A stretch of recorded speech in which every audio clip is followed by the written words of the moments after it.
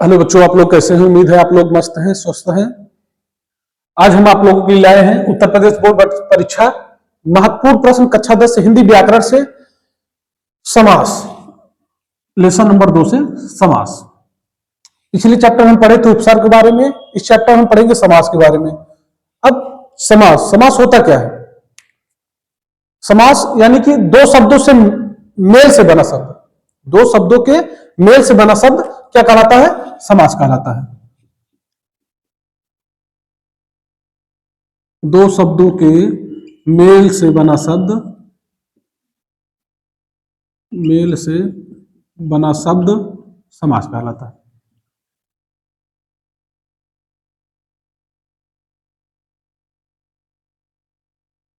समास कहलाता है।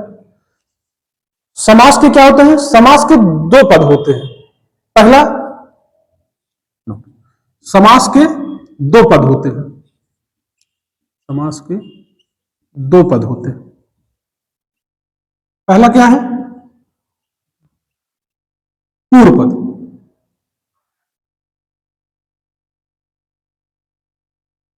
पहले पद को क्या बोलते हैं? पूर्व पद। और दूसरे पद को?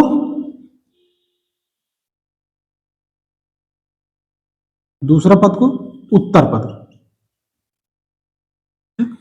पहले पद को क्या बोलते हैं? पूर्व पद। दूसरे पद को उत्तर पद। जैसे रसोई घर, रसोई घर। रसोई इसमें क्या है? पहला पद है, और घर क्या है? दूसरा पद है। पहला पद यानी कि पूर्व पद, और दूसरा पद यानी कि उत्तर पद। पहला पद यानी कि पूर्व पद और दूसरा पद यानी कि उत्तर पद। समास क्या है? दो शब्दों के मेल से बना शब्द क्या कहलाता है? समास कहलाता है। समास के दो पद होते हैं, पहला पद पूर्व पद, दूसरा पद उत्तर पद। जैसे मैंने उदाहरण दिया था रसोई घर। रसोई क्या है? पहला पद है जिसको हम पूर्व पद कहेंगे, और घर क्या है? दूसरा पद है जिसको हम उत्तर पद कहेंगे। उसके बाद चलिए आगे चलते हैं। समास के प्रकार।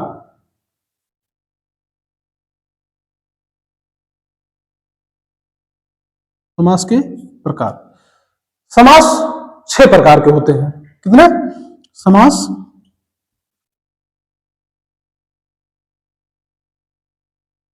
6 प्रकार के होते हैं। इस पहला अव्ययी भाव समास, अव्ययी भाव समास। दूसरा कर्मधारय समास।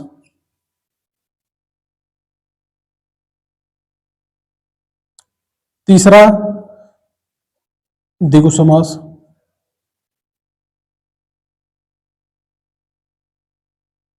चौथा द्वंद्व समास।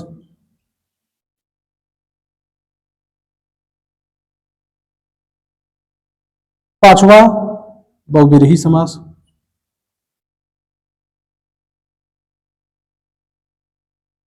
और छठा तत्पुरुष समास।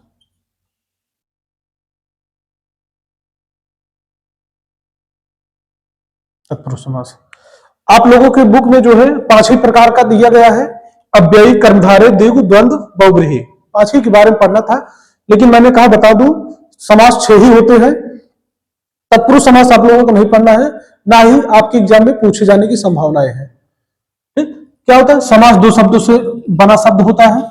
समास के दो पद होते हैं, पहले पद को पूर्व पद कहते हैं, दूसरे पद को हम उत्तर पद कहते हैं। उदाहरण के लिए मैंने दिया था रसोई घर। रसोई घर पहला पद रसोई जो पूर्व पद है, घर दूसरा पद है जिसको उत्तर पद कहते हैं। समास के प्रकार के बारे में पूछ सकता है। समास के 6 प्रकार होते हैं। पहला अव्ययी भाव समास, दूसरा कर्मधारय समास, तीसरा द्विगु समास, चौथा द्वंद्व समास, पांचवा बहुव्रीहि समास और छठा तत्पुरुष समास। आइए जानते हैं सबसे पहले तत्पुरुष समास के बारे में, अव्ययी भाव समास के बारे में। सबसे पहले जानते हैं अव्ययी भाव समास के बारे में। अव्ययी भाव समास, अव्ययी भाव समास। अव्ययी भाव समास क्या होते हैं? अव्ययी भाव समास का पहला पद प्रधान होता है। इसका क्या होता है? इस समास का पहला पद प्रधान होता है। प्रधान होता है या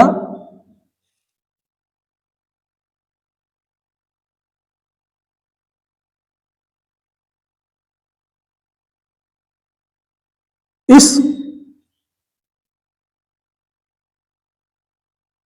समास का पहला पद अव्यय होता है। अव्यय होता है, ठीक। और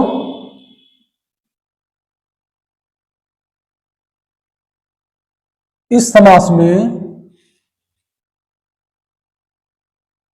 पहला पद आ, भर, यथा, आवट,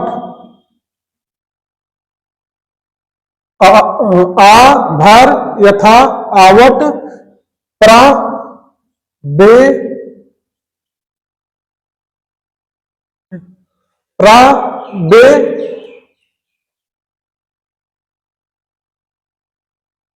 बे शब्द से प्रारंभ होते हैं।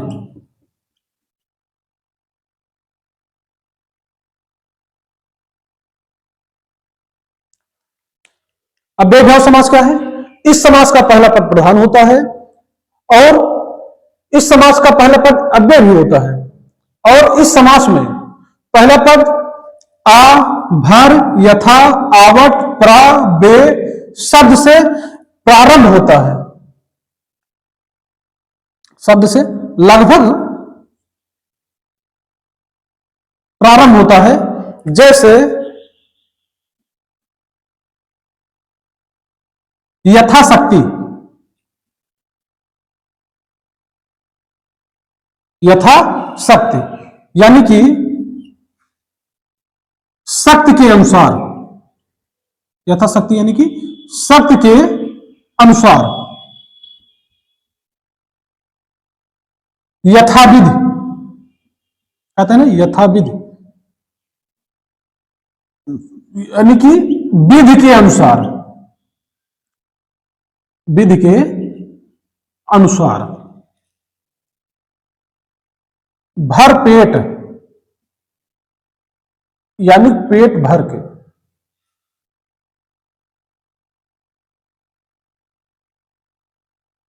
भर पेट यानी कि पेट भर के, भरपूर पूरा भरा हुआ, पूरा भरा हुआ। अव्ययभाव समास का है? इस समास का पहला पद प्रधान होता है, इस समास का पहला पद अव्यय होता है, और इस समास का पहला पद आ भर यथा आवट प्रा बे शब्द से लगभग प्रारंभ होते हैं।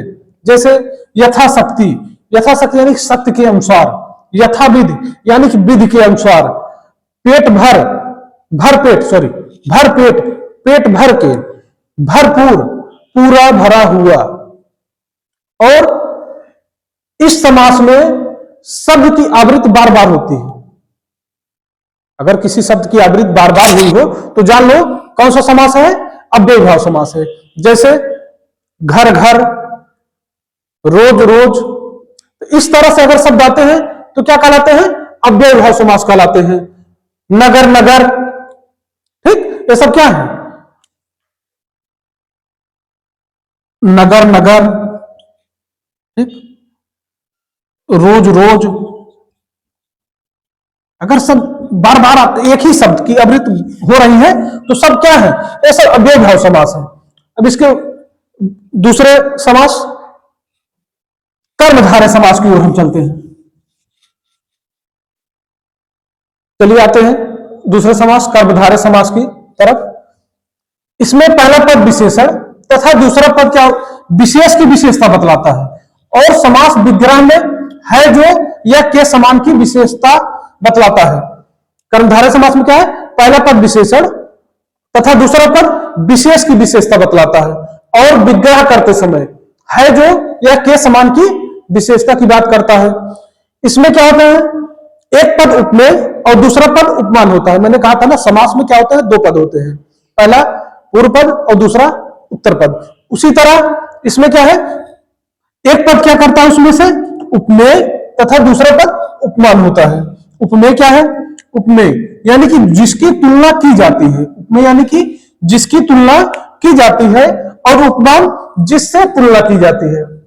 उपमेय शब्द क्या है, जिसकी तुलना की जाती है, और वो तुलना जिससे की जाती है वो क्या है, उपमान है। जैसे चंद्रमुख यानी कि चंद्रमा के समान मुख, चंद्रमा के समान मुख। अब इसमें बताना है ना, उपमेय कौन सा है, उपमान कौन सा है। ठीक, ये तो कर्मधारय समास का उदाहरण है ही भाई। इसमें क्या है, के समान की तुलना देना, के समान की विशेषता बतला रहा नहीं, तो क्या है, कर्मधारय समास तो है ही।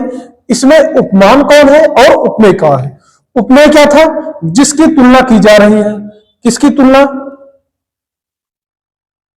मुख, मुख क्या है, उपमेय हो गया, मुख क्या है, उपमेय हो गया। और जिससे तुलना की जा रही है, किससे, चंद्रमा से तुलना की जा रही है, यानी कि क्या हो गया, उपमान हो गया। चंद्रमा क्या है, उपमान हो गया। अभी ऐसे चंद्रमा के समान मुख यानी कि के समान आया, कर्मधारय है। अभी अगर विग्रह करते समय है जो आ रहा है, तब भी क्या है, कर्मधारय समास है। ठीक, अगले उदाहरण की तरफ चलते हैं। कमल मुख यानी कि कमल के समान मुख,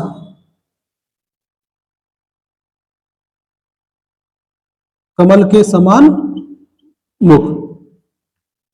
ठीक, क्या है, कमल क्या है और मुख क्या है, बताइए आप लोग। जिसकी जिससे तुलना की गई कमल है, उपमान हो गया। जिससे तुलना की गई उपमान, और जिसकी तुलना की गई उपमेय हो गया, यानी कि मुख। ठीक, चलिए कर्मधारय समास के दो चार उदाहरण और हम बता दें जो परीक्षा में पूछे जाने की संभावना रहती है।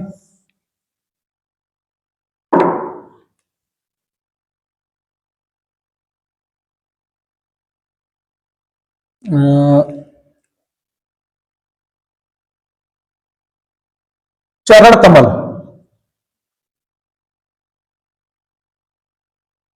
यानी कि कमल के समान चरण, कमल चरण यानी कि कमल के समान चरण। महादेव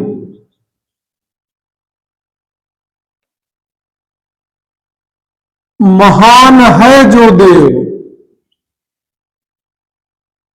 है जो आया कि नहीं, यानी कि इसके विग्रह करते समय है जो या के समान का विशेषता जरूर बतलाता है। ठीक, जैसे इसमें के समान, इसमें है जो।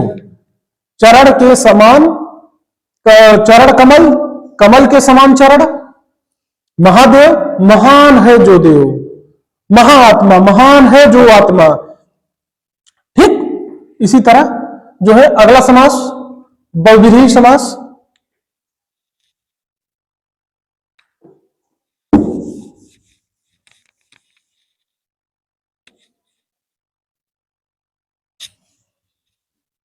अगला समास क्या है, बहुव्रीहि समास है। अब बहुव्रीहि समास हमारे नेक्स्ट क्लास में चलेगा। आज के लिए इतना ही, बस, धन्यवाद।